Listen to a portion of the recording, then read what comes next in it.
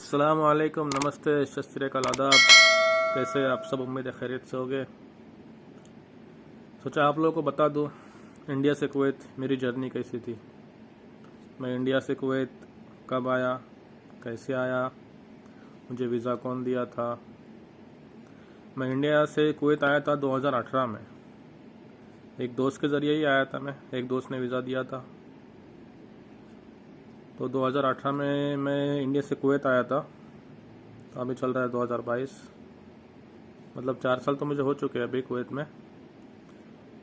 मतलब 3 साल पहले पूरा करके फिर मैं सफ़र गया था, यानी इंडिया चला गया था। फिर इंडिया में 8 महीना छुट्टी पे था। 8 महीना छुट्टी करके फिर से मैं कुवैत में आया। फिर कुवैत में आने के बाद फिर स्टार्टिंग में जो जर्नी थी मेरी इंडिया से कुवैत, जब आया था फर्स्ट टाइम मैं, उस टाइम पे जब मैं फ़र्स्ट टाइम इंडिया से आया था तब उस टाइम पे मेरी सैलरी थी 80 दिनार, 80 KD। 80 दिनार में मैं इंडिया से आया था कुवैत में जॉब के लिए, हाउस ड्राइवर के। और खाने के लिए मिलते थे सिर्फ 10 दिनार। और अभी मैं जहाँ पे जॉब कर रहा हूँ, पहले यहाँ पे नहीं था मैं, पहले किसी और जगह पे था। वहाँ पे एक ही रूम में कम से कम 10-12 ड्राइवर एक साथ रहते थे। और मतलब बहुत सारे पुराने ड्राइवर्स थे वहाँ पे, एक ही साथ में एक ही रूम पे सब लोग रहते थे। 3-3, 4-4 लोग एक साथ बना के खाना खाते थे, तो उसमें एडजस्ट हो जाता था। मैं तो 10 दिनार में खाने का तो कुछ होता नहीं है, लेकिन अल्हम्दुलिल्लाह अभी जहाँ पे मैं हूँ वहाँ पे अल्हम्दुलिल्लाह खाना भी मिलता है, खाने के पैसे भी मिलते हैं, चावल तेल वगैरह सब कुछ मिल जाता है खाने के लिए। और अभी अल्हम्दुलिल्लाह सैलरी वगैरह भी अच्छी है, पहले से अल्हम्दुलिल्लाह बहुत अच्छी सैलरी है अभी। तो जब मैं नया नया यहाँ पे आया था तब इतना ज़्यादा काम करना पड़ता था ना, बहुत ज़्यादा काम था। जो मेरा कफिल था उसका फार्म हाउस था, मतलब यहाँ से 65-70 किलोमीटर पे वफरा एरिया है, वहाँ पे सबके फार्म हाउस है, बहुत बड़े बड़े फार्म हाउस है। वहाँ पे डेली जाना पड़ता था। वहाँ पे वो सब पेड़ पौधे लगाता है, बड़े बड़े झाड़ लगाता है, खजूर के झाड़ लगाता है, उसका खड्डा हमको करना पड़ता था।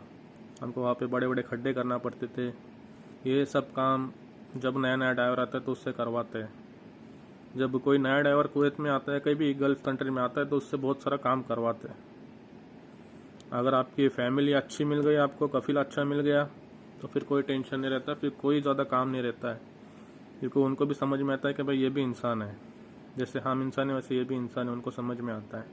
मगर सब ऐसे नहीं होते, हर कोई सेम नहीं होता है।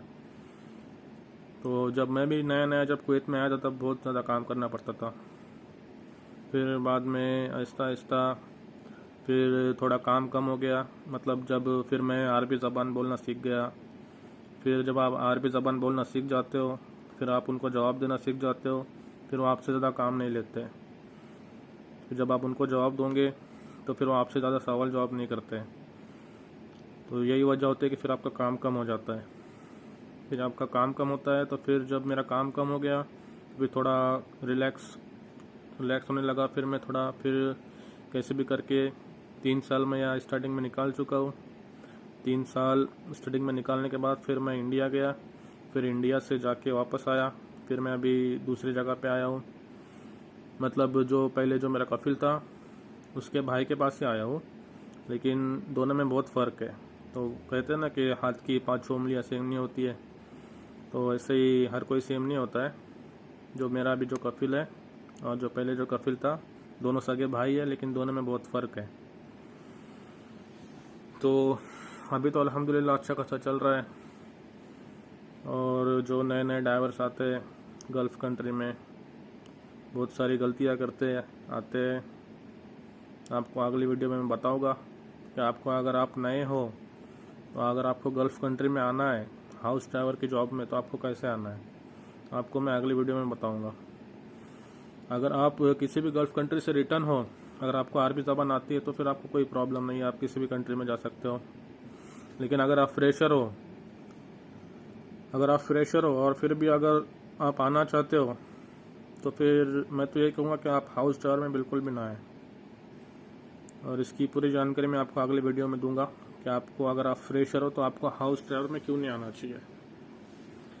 अगर आपको आरबी आती है तो अगर आप हाउस ड्राइवर में आते हो तो कोई बात नहीं, क्योंकि आप उनसे कुछ भी सवाल जवाब कर सकते हो। वो जो भी बोलेंगे आपको समझ में आता है और वो आपसे ज़्यादा काम नहीं लेंगे।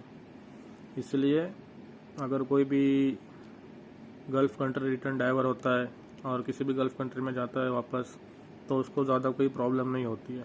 अगर कोई फ्रेशर, कोई नया बंदा गल्फ़ कंट्री में हाउस ड्राइवर के लिए जाता है तो फिर उससे बहुत सारी परेशानियाँ, मुश्किलात होती है। इसलिए मैं आपको अगली वीडियो में बताऊंगा। अगर आप फ्रेशर हो तो आपको गल्फ़ कंट्री में हाउस ड्राइवर में अगर आपको जाना है तो कैसे जाना है, या तो फिर आपको जाना ही नहीं है हाउस ड्राइवर में, ये मैं आपको बताऊंगा अगली वीडियो में। अगर आप अभी तक मेरे चैनल को सब्सक्राइब नहीं किया है तो चैनल को सब्सक्राइब कर दो।